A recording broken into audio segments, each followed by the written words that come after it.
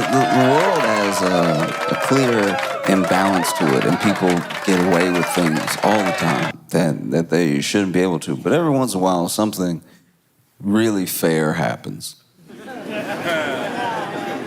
Yeah, I mean, something happens that's so fair that you're like, even though a person took it into their own hands to make it happen, you're like, you know what, this makes up for a little bit. Like, I'll give you an example. Okay, so my buddy is a wedding photographer. He's been a wedding photographer for like 17 or 18 years, maybe even 20. And so he's done weddings, for most of his adult life. He got in photography as a kid, and now that's like his prime means of income. And so he was doing this wedding, and everything's going good. Everybody dancing, having a good time, like get that slide. The toast, everybody's toasting, I've always loved you. Good conversation, eating good food. And one of the bridesmaids walked up to him at some point in the wedding and was asking him questions because she was getting into photography, and she even thought, I might photograph weddings one day. Maybe that'll be how I make money. And so he was giving her, sort of like lowdown on how he does it and how he expects there to be like a wedding season. That'll be where he makes the bulk of his money, and then he'll have to save up money. The conversation lasted about like 4 minutes, right? But then she walks off, and then the groom walks up, and the groom walks up and says to him, look, you are here to take pictures. Okay? I don't want to see you talking to the guests or anything, because while you're talking, you could be snapping, so snap, snap. All right? And so then this dude, goes ahead like a professional, finishes all the pictures and everything, and they get their pictures 2 weeks later, which was the agreement, and the bride looks beautiful.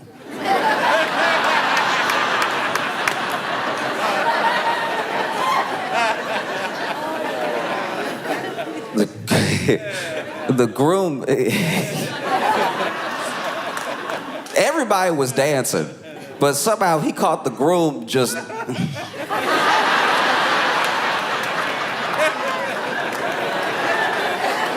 Everybody was eating. It was only with the groom that was like... Everybody was toasted. It was only the groom that was like... So obviously this dude called him back, furious. He was like, what's wrong with you? I thought you were a good photographer. Are you out of your mind? Why are you taking pictures like this and sending them? My wife looks beautiful. You made me look terrible. And he was like, oh, I just wanted everybody to see what you were like on the inside, from the...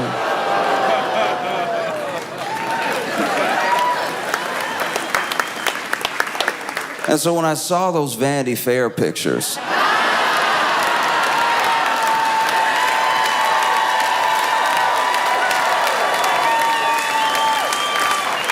I was so genuinely taken aback.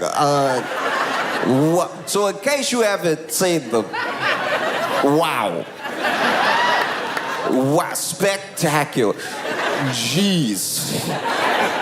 In case you have not seen these Vanity Fair pictures, they are so fundamentally wild. Okay, so Susie Wiles did an interview with Vanity Fair, but they did like a whole profile of Trump's cabinet, did all these pictures of Trump's cabinet, right? And the photographer, Christopher Anderson, was taking the pictures, and he's known for taking pictures that are sort of like out of the box in general, Like, you do know what you're getting into when you hire someone like him, because you know he's gonna do something unconventional, something fresh, right? And he took a picture. He took a picture of J.D. Vance. Is way too close. It's way too close to his head. It's so close. Oh man. The picture is so close. It looked like when you go to take a picture with your phone and you open it and it's accidentally on selfie mode. And then you get insecure. You're like, ooh, ooh.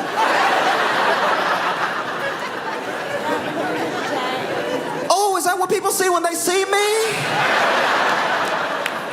This is the last thing. This close is the last thing people see before I kiss them. That's insane. That's probably why we close our eyes when we kiss. Even our ancestors were like, this is too intimate. This is insane. The picture is so close to his head. It is so close to his face. His head, I shouldn't even say head. His head not in it. It is so locked in on his face. It's not, I can't even call it face. His whole face wasn't in it. It is middle head. He got, so the whole picture, middle head, middle face, center, locked in, middle head, middle face. And he's I don't know what his plan was for the picture. Because yes, this person was too close, but he also made that face. Because he made a face. It wasn't just his face. He made a face. He did like, okay. There's a sneer that dudes will do if they think that they're bad. You know what I mean? Like there's like you lift one side of your face. It's like you're gonna smirk. It's usually what a villain does in a movie. Like, right when they're introduced, they'll be like, huh.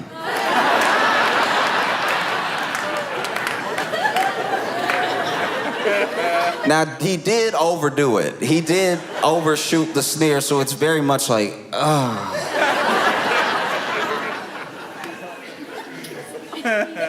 Looked like he stepped on a Lego and was trying to hold it together. You know what I mean? You ever get hurt in front of somebody and you don't want to look hurt, so you just... Okay, I'll give you a good example. All right, one time for 4th of July, I went with some friends to their family's 4th of July. Spent the whole 4th of July with them, right? And they were firing off in the backyard. A bunch of the kids were firing off Roman candles, right? And so then they all... Right? Everybody was having a good time. And then this kid fired one off. And then the last one exploded, but it exploded before it got all the way out of the tube. So some of it did explode like on his hand a little bit, right? And everyone saw it. And then, kid is like 12, 13, right? And then there was this other girl at the party who was like 16. And so she turns, because we all heard the pop. And then she turns like, oh my gosh, are you okay? He's 13. She's 16. She's an older woman. She just saw something horrific happen and asked him if he's okay. And he went...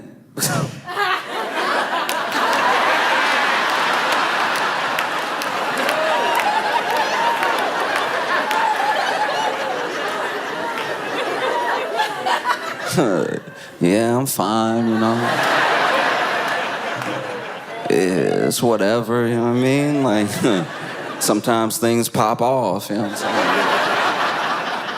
I'm saying? Real question is, are you all right? Because you looking all right, Like, if anything, you look a little parched. You want me to get you some lemonade? I was going inside anyway. Let me get you a lemonade. I'll be right back, right?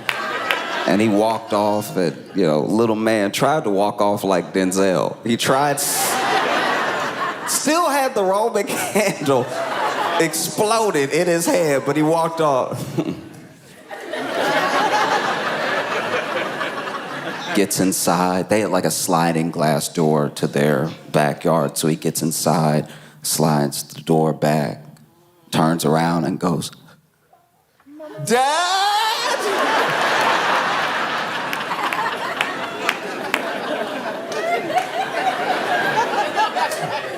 Anyway, J.D. Vance had like a...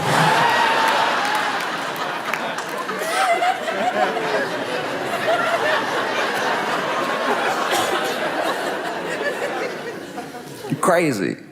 That's a crazy face to even think is cool. Because you usually make it when bad stuff is happening. One time,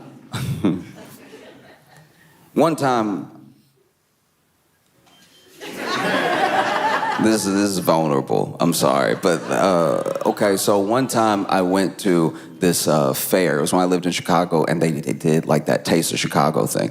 And I went, and there was this one place that had the cheese. I don't remember what it's called, but basically they take a piece of bread and they melt the cheese over the bread, and they use a knife to like cut the last little bit of cheese, and they hand it to you. And this was something I had never had before. I grew up in Louisiana. I grew up around a lot of like Cajun food, a lot of like, you know, like jambalaya, gumbo type stuff, but I had never had this. And just this particular bread with butter, with this cheese on it, was one of the best things I had ever had in my life up until that point. It was so good. It was so good, I went back several times. It was so good that I went back several times. And then I went home and was telling people, I was like, they had the cheese, and he had the knife, and he was like, and then, like, you know, lay it out over the bread and everything. He never spilled a drop of cheese. I was blown away, you know.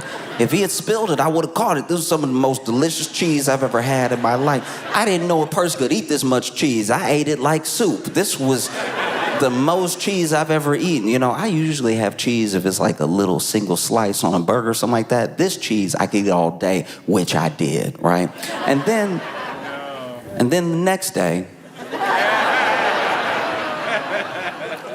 I was full of cheese.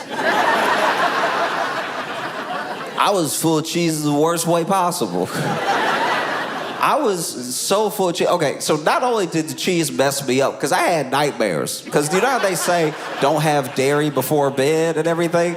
I had eaten so much dairy that it was basically before bed, even though it was hours of... So I had cheese and...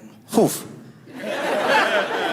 Still remember the dreams, you know? I still remember, it was like two of my bullies from high school and a boss that, this was also what is crazy. This is why I haven't touched that cheese since, because I think it made me see the future. Because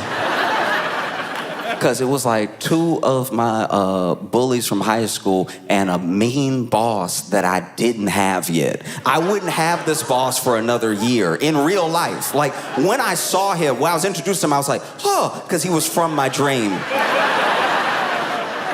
This cheese took me to another dimension that night. So then it was these two bullies. Then this man over here, right? Hadn't met him yet, but they were all standing around me, and they were like, what do you even, like, you're not special. And then I woke up, it had been hours. That was the only thing that happened in the dream. I saw three of them, and they were like, you're not special, and it had been 6 hours.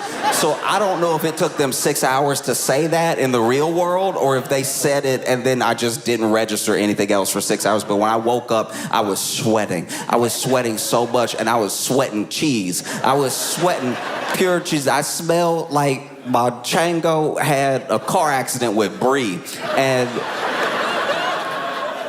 turned around in the bed, I was sweating pools of cheese. I sat up, felt like I had a rock in me. Stomach felt heavy and everything. I was like, that was too much cheese. It was too much cheese. I knew it was too much cheese because they almost didn't serve me the last one. The last one they didn't want to give me, but a sale is a sale, you know what I mean? You know? And so then, you know, sweating. I was looking in the mirror. I looked terrible. Pouring sweat. Looking in my own eyes in the mirror. And then sat down on the toilet and nothing happened. Nothing happened. And not for lack of trying. I even made the face. I was like,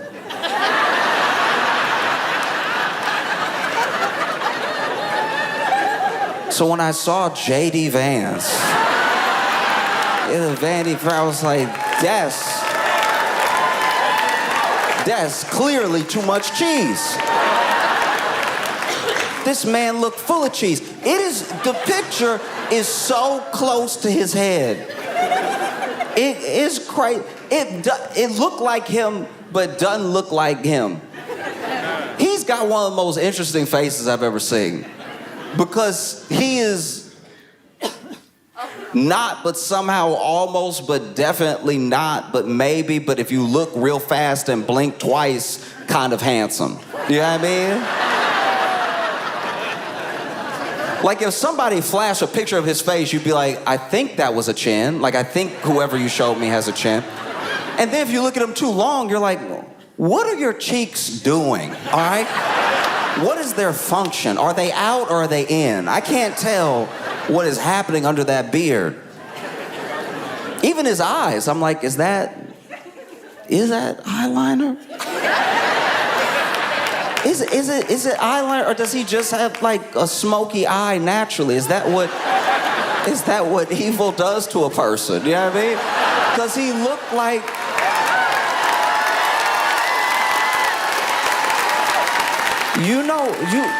You know the mini boss? You know the mini boss before the middle of the movie? You know the first person that James Bond...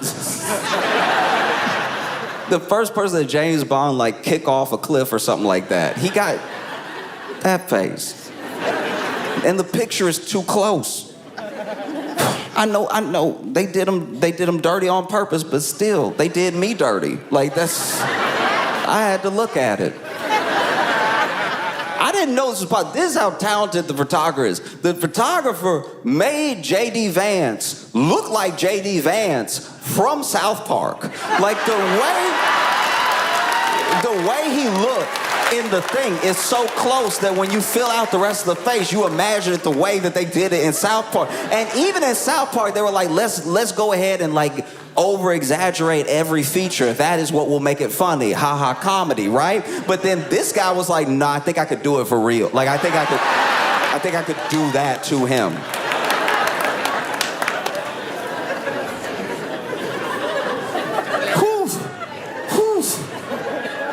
I don't know. If I had a picture of me like that, I think I'd have to start anew. New life, new face. That is crazy. And then they didn't just do the close-ups, you know. Christopher didn't just do the close-ups. He did a bunch of other photos. Took another photo of J.D. Vance. This one was full body, all right? But this one was also hilarious because he zoomed out too far. Like this... J.D. Vance is over here. He probably told him to stand against the wall and give some sort of power pose. So then he's over here, got like, I think he's holding his ring or something like that, trying to give like a sort of House of Cards look. Like. Meanwhile, he doesn't know. The camera zoomed out enough that it's not just him at the wall, it's the floor. It's like a part of another room. I don't know what that is. I'm not acting like I know, I wasn't there, but I think he snuck a couch in the picture, which is also crazy work. That is a wild thing to do to somebody. To put a Wayfair-looking couch in a picture of J.D. Vance trying to sulk a little bit. It's a very romantic picture. It's crazy right here. And then,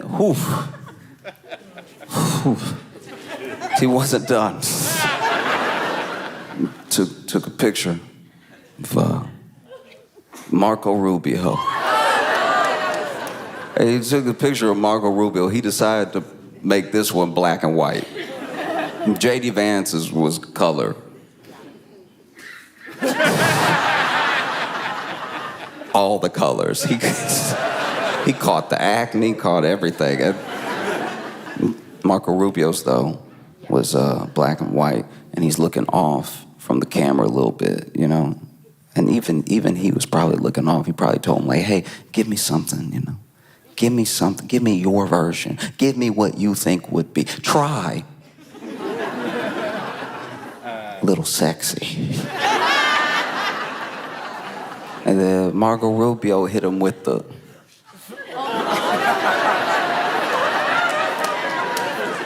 But he did it so close. He took the picture so close that Marco Rubio just looks slapped. Like,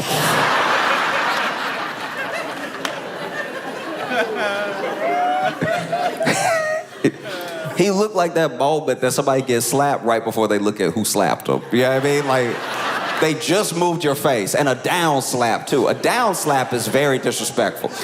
Normally, when being slapped, as someone who has been slapped, being slapped, depending on the situation, the height of the person, and their feelings about you, the slap is normally a sort of follow-through. You know what I mean? It's sort of a bow this way, from right to left, you know? But if somebody really tried to disrespect you, or they got like 8 inches on you, they gotta aim down anyway, so it becomes a pow, a downward slap. Downward slap is tough to swallow. It is, especially as a man. If you get downward slapped as a man, oof, you gotta reevaluate things. I'm sure there are some people who didn't even believe in gun ownership until they got downward slapped.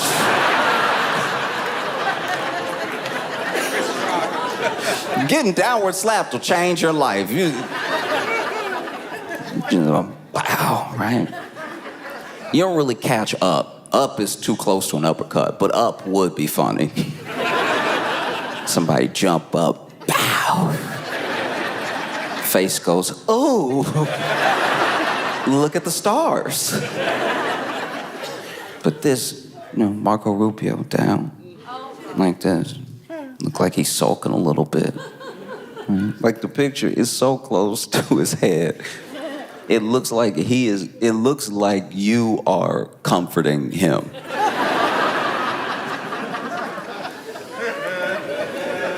Yeah, because it looked like he's in the picture like, I was supposed to be chief of staff.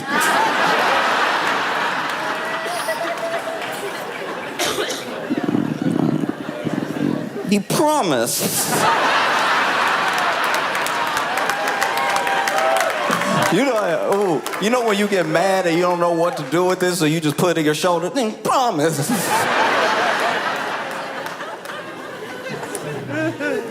Down. Rough. That's rough work. I mean, then he took another picture of Marco Rubio. This time, it was full body. And honestly, you should have stuck with close-ups, because the full body is genuinely wild, because Marco Rubio, I don't know what he told Marco to do, but he took a full body picture of him very far away. Once again, just like Jay Vance, very far away. Makes him look small. I don't know why Trump called him Little Marco Rubio. Maybe it's because he genuinely is a short man. Maybe it's because he shrinks up when he's around real men. Like, I don't know why Trump would call him Little Marco Rubio until I saw the picture. And I was like, that is crazy to put him in the picture, have him stand there. He's bent over a little bit. There's a lamp right here, and there's a doorknob on the other side, because they let an open door be in the frame, and Marco Rubio fighting that doorknob for height, fighting. Normally, I don't even think about doorknobs like that, but I was like, how close is that doorknob to his head? That doorknob look egregiously. Is that a big door? It was genuinely uncomfortable. I was over here, and, you know, he's leaned over.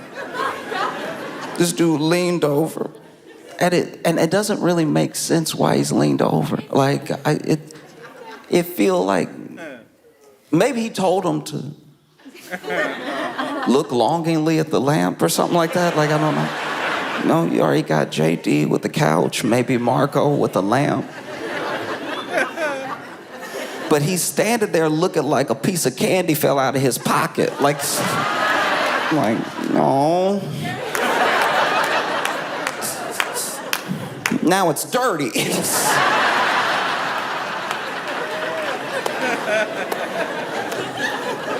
Oof. Oof.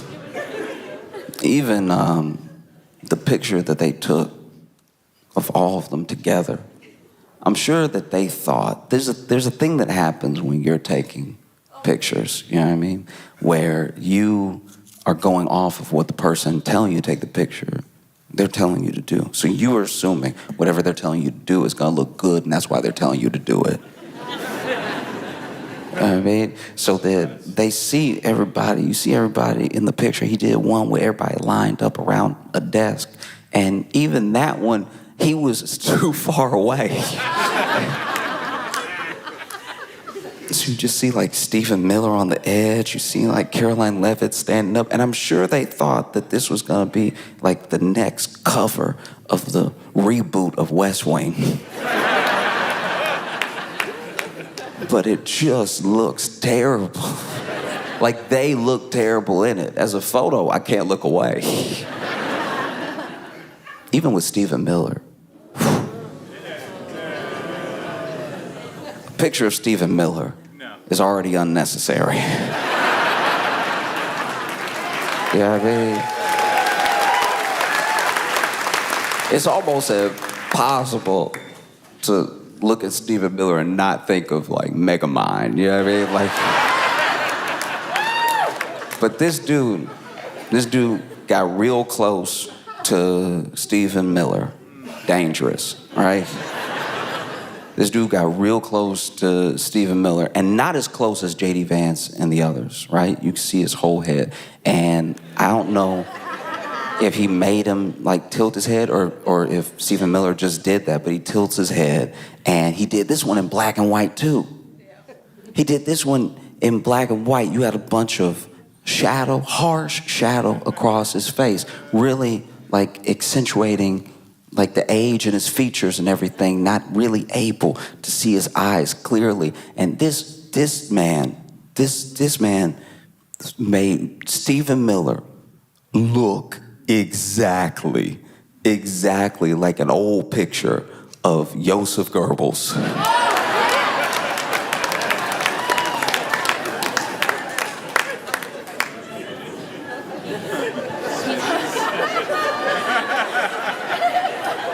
When I've heard Stephen Miller compared to Joseph Goebbels before, like that thing, that like concept is not new.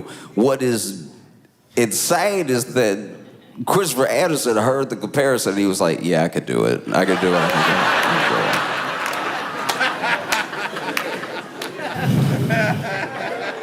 Wow. Wow.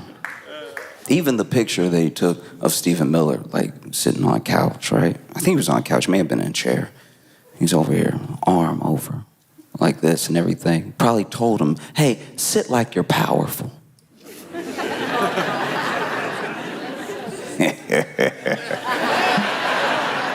No, sit powerful, sit confident, sit like your wife isn't cheating on you with Elon Musk. I don't know, it's what I've heard. I don't know.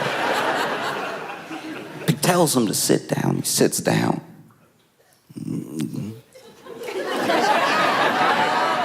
And then he's got just a little puff of stomach out here. Something that normally a photographer would crop out if they liked you.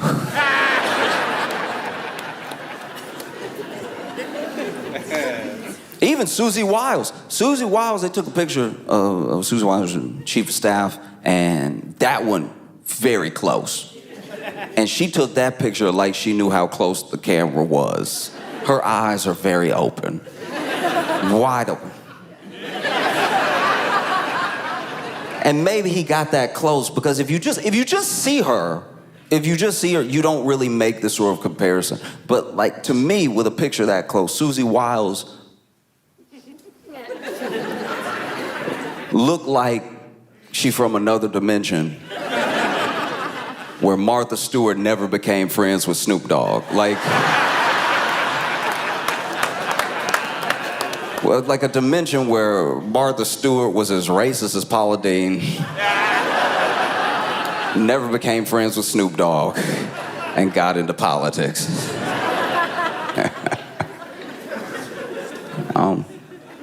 Whole thing was crazy. He even photographed one guy.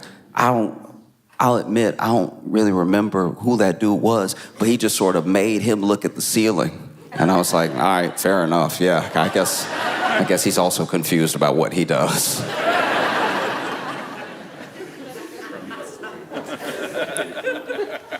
And then he took a picture of Caroline Levitt.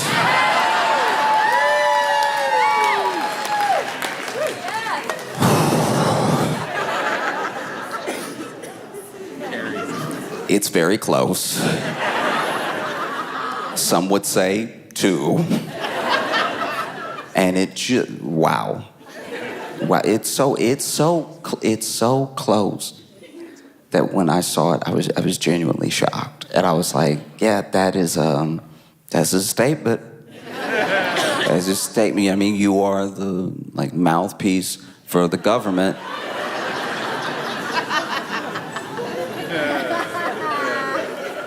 You're like the mouthpiece for Trump and the government, and the picture that has been taken does make us look at your mouth.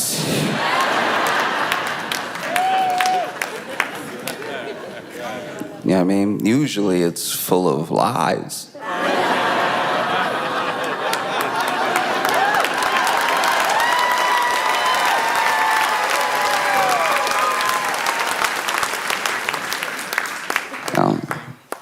They were talking to Christopher Anderson about this photo shoot, and when asked about it, he was like, as a photographer, I take it as my responsibility to photograph what I encounter.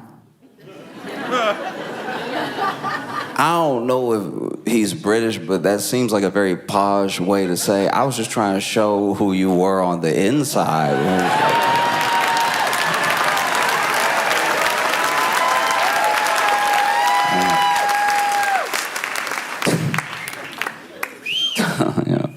It is funny, though, because that Vanity Fair article, they interviewed Susie Wiles. And as chief of staff, she has a lot of inside information. And she talked to this a reporter, Christopher Whipple, for Vanity Fair 11 times. She talked to him 11 times. So it's not just like one interview that she could say is being taken out of context or they didn't use the whole thing. She came back 11 times. 11, wow. 11's a lot. At 11, y'all are like close. And yeah, she was just sort of like airing everybody out. It was crazy. And it wasn't the same way people get aired out after people get fired. Sometimes people get fired and then out of anger, they just try to air everybody out that they worked with, any flaw, anything that they saw, this person's fake, whatever, all this stuff, right? This woman told Vanity Fair everything and then clocked back in. That is a pimp move if I ever saw one. That's probably one of the most powerful moves I've seen in Trump's administration. I'm gonna tell everybody, and I dare you to fire me. I dare you to fire me. I'm the only one people like, apparently.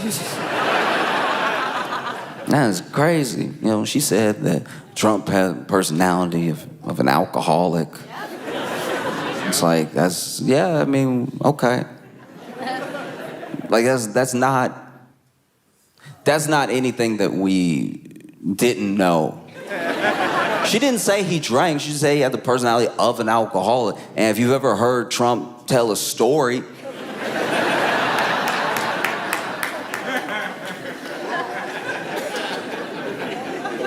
I've been to more than 1,000 barbecues where the same type of story was told by the same uncle who had to digress, who...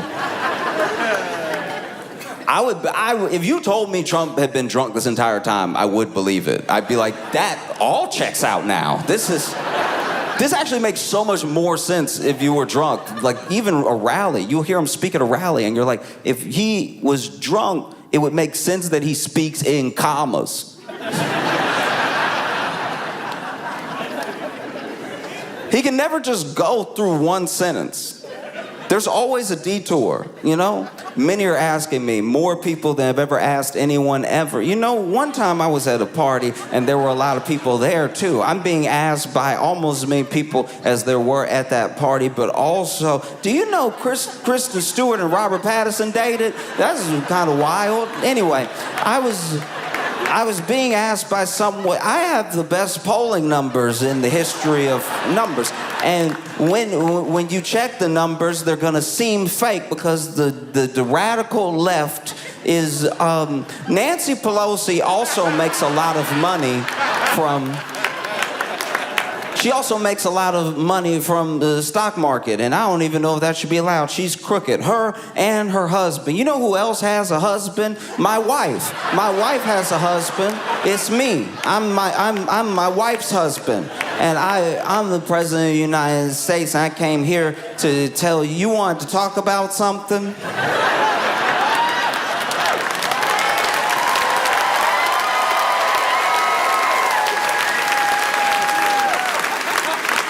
The closest thing I can describe, like, Susie Wiles' Vanity Fair thing to is, when I was in college, I would go to this fast food restaurant that was near the campus. I won't say which one, but I would go there, and I would go there just to hang out with one of the cashiers because she was amazing. She always was ready to tell you everybody's business while you ordered. We became fast friends because I would just walk in and be like, hey, how's it going? And she would tell me how it was going for everybody in there. She would air everybody out. There was one time I walked in, I'm like, hey, how's it going? I'll just get like 5 nuggets. And she was like, oh, yeah, no, it's going all right. We a little short-staffed because, you know, Willie got arrested last night. He got arrested leaving work. They arrested him in the parking lot right there. Right that spot, like where the Subaru is. They arrested him right there, you know. And they were like, get on the ground and everything. They tried to handcuff him, and you know, I don't know. I don't like to take joy in people's downfalls, but Willie and I dated, and he did me wrong. You know what I mean? Like so it's a beautiful thing to watch your ex get arrested. I would recommend it for everybody. It's just something special about watching your ex get arrested and being all, get off me. You know what I mean? And you know, Willie little, so he trying to put up a fight, but it's not much of a fight. He just sort of like bouncing around in the cop's arm and get off me. And then they tried to cuff him, and it was tough because they had to click, click, click, click, click, click, click, click, click, click, click, click, click, click, click, click, click. They had to get that last one, click, click, click, because you know he got the wrist of a bird. Like he's just like. It's like trying to arrest Tweety Bird. You gotta click it all the way. And then one of them slipped off, and they thought that was him. He was like, no, you gotta click it all the way, because he'd been arrested before. Yeah. So then they put him in the car and drove off. So, you know, he's not here on fries, but I'm having a great day. I'm doing wonderful. Yes.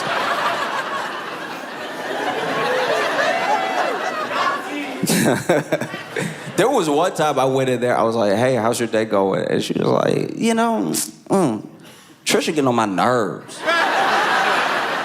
Now, admittedly, I only knew her, so I didn't know what Trisha was supposed to mean. She's like, Trisha getting on my nerves, you know what I mean? Like, she over here acting like she can't handle the drive-thru because she pregnant. I'm not even kidding, because she pregnant. We all pregnant, Trisha.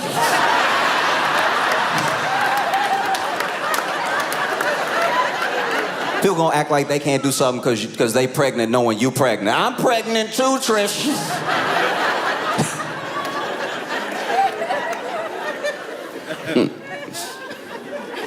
I mean, you know, it's just handing people stuff. All you gotta do, take a credit card and go ahead and hand it back. That's all we asking you to do, you know? But she over here, ooh, my back, ooh, my stomach. It's in your stomach, stupid. Your stomach gonna hurt, okay? You know what I mean? Because she want to act like she was a good employee before. She been bad, but now she just pregnant. You know what I mean? So then she... Anyway, what did you want?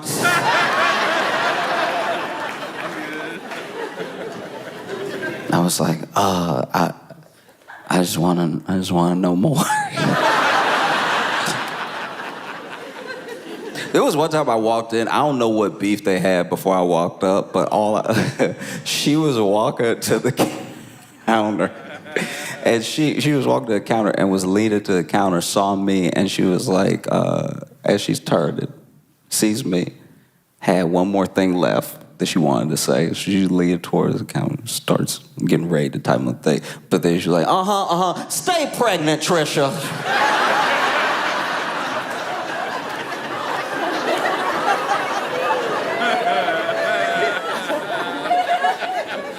I've never heard stay pregnant in my life. But I don't know if I'll ever forget it. Just would air everybody out. So when I was reading this Vanity Fair article and I was reading what Susie was saying, I was like, all right, I've been here before. Basically coming off like she thinks that J.D. Vance doesn't believe in much, how against Trump he was, and then all the way to becoming his vice president and everything. She even said some of the things that we knew but hadn't been said. You know, like they brought up Letitia James. They talked about Venezuela, and she said what we've all sort of been knowing. You know, Letitia James. Oh, that's just sort of a retribution campaign. You know, really got nothing to do with any illegal activity. Oh, Venezuela. You know, that's really just for regime change and for oil. And like I guess she's in a place where she can be honest about stuff sometimes. She's not the one that has to go speak in front of the nation. That's Caroline Leavitt. It's Caroline Leavitt that has to go out there now in light of us knowing everything we know from the Vanity Fair article and then ask like, hey, so we're blowing up boats and we're claiming it's because of narco-terrorism when really it seems like we're just trying to bomb Maduro into submission so we can get some sort of regime change and also get their oil. Is this really just for oil? Is it really just attack on another country's sovereignty? And Caroline Leavitt got to stand there and be like,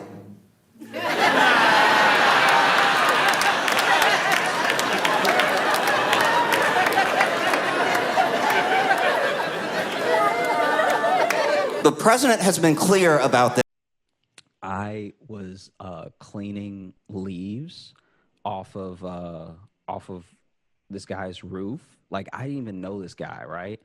And I was cleaning leaves off his roof for a friend who had like, hey, you need some extra money? Do you want to do this thing, right? So it's like a friend of a friend. Is this is in Louisiana? Or? This is in Louisiana, yeah. Okay. And so cleaning the like leaves out of the gutters and just the debris off the roof and branches and stuff.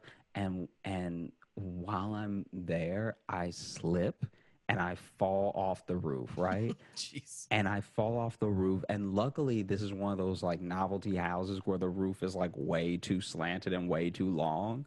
So it's not actually that, like, I'm still scared because I'm falling, but it's not actually that high of a drop, right?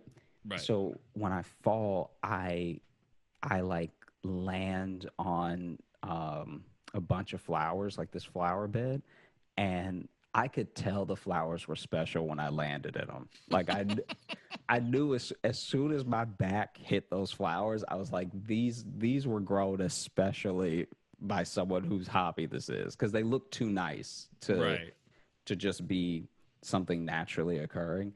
And I got out of the thing. I got out of the like flower bed and was just freaking out, trying to figure out how to both like get back on the roof, because I don't know why, but the dude like took the ladder with him.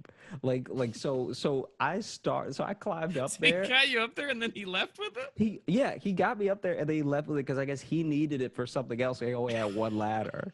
And so I didn't know how I was going to get back on the roof. And then I also didn't know how I was going to make this like flower bed situation better. Mm-hmm. And so then I saw, what's the one, is it still a garden hoe, the little handheld one with the 3 spikes? I don't know if that's called a garden hoe. I'm not sure what that's called. A claw? But basically, yeah, I grabbed one of the gardening tools that was like still laid out in the yard. and I just started digging these like tiny little holes and then putting my hand in the hole and just trying as hard as possible to make it look like a paw print. Cause I was like, if I can make enough paw prints now,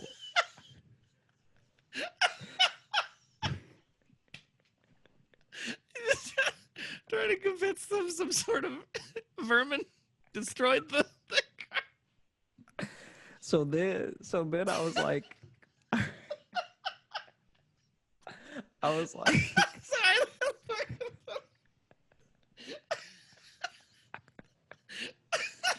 Keep going, I'm sorry. I started like poking all these holes and then like getting my hand in the hole, trying to like mold the hole to look like a paw print, and Yeah. then and then I did like maybe like nine of them. Like honestly, in the time that I did this, I really could have cleaned the roof, right? But I had to That's like, what- I was just thinking of just like you spent way more time with your fake meerkat colony than you did with your yeah, actual job. cause then I was like so freaked out that this is like a freelance job and I've done more damage, like I've done more harm than good, that maybe they wouldn't pay me. So I was like, I need to Mm-hmm. come up with something to where they're like, this wasn't his fault or he couldn't have, whatever, right? So Right. then I'm making the paw prints. I finally make what I think is enough, leading from a little bushy area to the bed that I like fell in. Then I have to figure out how to get back up on the roof. So then I try a cartoonish amount of things. I actually tried to like, I don't know why I thought I had this balance. So the spade Mm-hmm. that you'll dig with. Yeah. There was another one of the like both mostly all the garden tools were like actually laid out, and so I grabbed the spade. I hit the spade into the ground at like the sharpest angle that I could, and then I tried to climb it up to the roof. Oh, So was it was like like a full like long handle one, it was a full log handle. and you tried to And fucking so just Buster Keaton up it, like just yeah, like hoist yourself on 100%. a stick. And so I tried to like get myself to the top of it, and I got myself to the top one time and looked like a cat just like trying to balance on the top of this like garden hoe. I mean, Going I'm back and calling forth. everything a garden hoe. I'm sure Yeah. it wasn't a garden hoe, but at the top of this spade before I would fall and fall and fall. Mm-hmm. And so then I freaked out again because I was like, all right, I've done all this damage with the spade. I've done all this damage with the paw prints. And if I can't get back up on the roof, I'm not going to be able to convince them of like any sort of story, right? And so finally, I'm trying to remember how it happened. I basically like grabbed the fence and then got to the top of the like tried to like angle myself on the top of the fence with some balance and then jump from the fence to the lip of the roof, right? And I Mm-hmm. tried this like three times and I hurt myself every single time. Like I was more bloodied every single time um than the last time. And so finally I get up. I'm already like wiggling, but I just bend my knees and jump as far as I can and grab the gutter. And when I grab the gutter, I hear a little pop because my weight is like too much for the gutter. Yeah, And so I hear gutters are the real flimsy. yeah, so I hear this pop and I'm like, I need to start grabbing like roof immediately. And so then I grab a little piece of roof and the little tile of roof that I grab starts slipping. And so I'm just like in an Acme cartoon grabbing for dear life for anything they'll actually hold. And then I finally grab some like sturdy tile and and start like making my way up. Like luckily I was still working out a lot when I lived in Louisiana, like while I was like still in college stuff. So I had been doing enough pull-ups that I could get myself at least stomach level up the roof Mm-hmm. and then just start kicking my way up, right? So then I like kick my way up. I'm back on the roof and I have to start doing the leaves and the branches and all the like gutter stuff all over again, right? I Yeah. finish that and then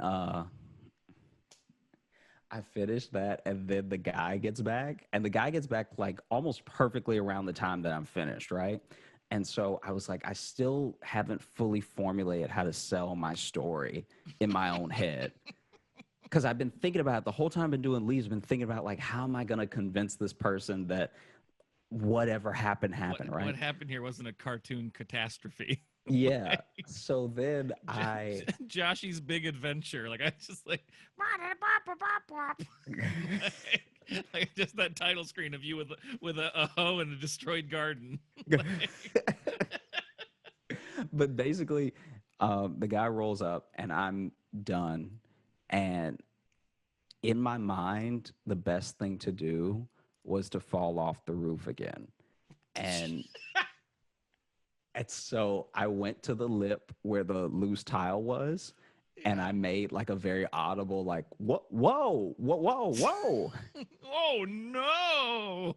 And then I kicked the tile off of that lip where the gutter popped and the tile was slipping, and then I like try to land on my feet but land like right on my butt. Like I it couldn't have it the only way it could have gone horribly is if I had landed on my collarbone or something. But I fall. He There's runs. multiple ways for it to have gone poorly. You were Well, you were purposely falling off a roof. but I'm just saying for the angle that I chose, because he Right. still Okay. couldn't see me whenever I did this. Like he was still at the front of the house and I'm towards the back, right? So, just walk me through again. Why, in your mind, was the right decision to re-fall off the roof? Why did you think like, oh, this'll cover it. This'll solve the situation if I It's just gonna throw myself? Oh, it comes back. Okay. All it's right. gonna make sense in a minute. Okay. So then Okay. so then I fall, right? He hears me yell and fall. So he runs down the side of the house to me laying on the ground, right? Yeah. And I had to like extra sell it. Like I Family Guy, like try to put one of my legs behind my body, like really look like something might be busted, right? And then he was like, "Oh my gosh, are you okay?" Like, "Oh, I never should have taken the ladder." Like all this apologetic stuff, right? And I'm like, "I'm okay. I just feel so bad about that. I mean, I don't even know what it was like, and I'm trying to get him to say it in case there's anything he's been dealing with. Like, is there like a dog or something you guys have been have been dealing with? Because this animal, I was finishing up, right? And this animal runs over and is just like bounding around in your yard. And then I was trying to throw something at it to get it to stop, and that's when I fell, right? Because so that way he would connect me falling with my story, right? Right. And then he was like, it worked out perfectly because he was like, that damn fat cat. He's like, there's an obese cat in the neighborhood that nobody wants to claim, but it's been wreaking havoc for months. And I was like, oh, that must have been what it was. I didn't get a good look at it, but I was trying to throw a stick at it or something to get it out of those beautiful flowers. And he hadn't even noticed the flowers until I said that. And then he looked over at the flowers and he lost it. He was like, my wife's gonna kill me. And I was like, I was correct in trying to make up a story because I've never even met the wife or anything, but I know that these flowers are just as important as I felt like they were when they were in my back. Well, you definitely got that cat killed though. That's I mean, you put a target on that cat's head. maybe, but no one knows when the cat comes and goes. It's one of the fittest obese like street cats is how he described it because he's like it's fat but it's still fast. Well, yeah, yeah. So That's cat stuff. ideally nobody would, come That's after it. I. I mean, I commend you, like the leaps of logic that you took to be like, I know how to cover this. I never would have thought, like, I don't know, I'll dig holes. How old were you? So you were in college at this point. Yeah, I'm like 20. I'm like 21.